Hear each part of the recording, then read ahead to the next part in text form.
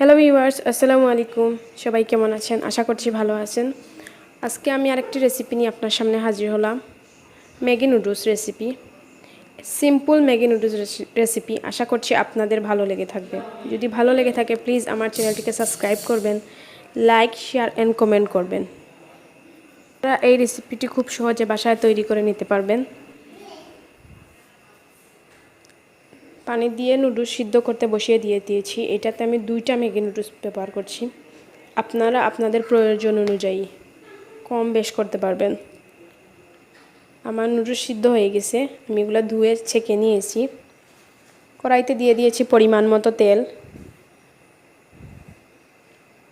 দিয়ে তেল ফুটে ওঠা পর্যন্ত অপেক্ষা করব। দিয়ে দিয়েছি একটা পেঁয়াজ কুচি, দিয়ে ভালোভাবে ভেজে নিব। দিয়ে দিচ্ছি কাঁচামরিচ কুচি।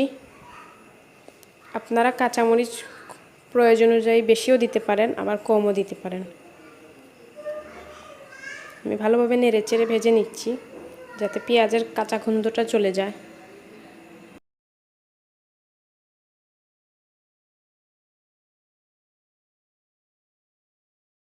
আমি ভালোভাবে নেড়েচেড়ে নিচ্ছি যাতে নিচে লেগে না যায়।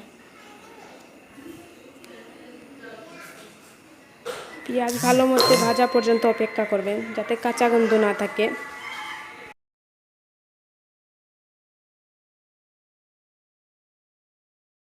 পেঁয়াজ ভাজা হয়ে গেছে। এতে দিয়ে দিচ্ছি ম্যাগি মশলা।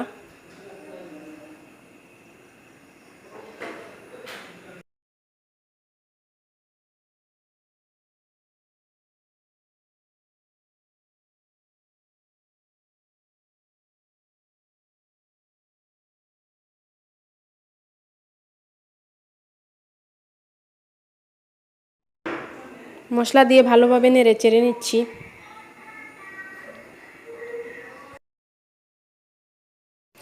একটা ডিম দিয়ে ভালোভাবে নেড়েচেড়ে নিচ্ছি।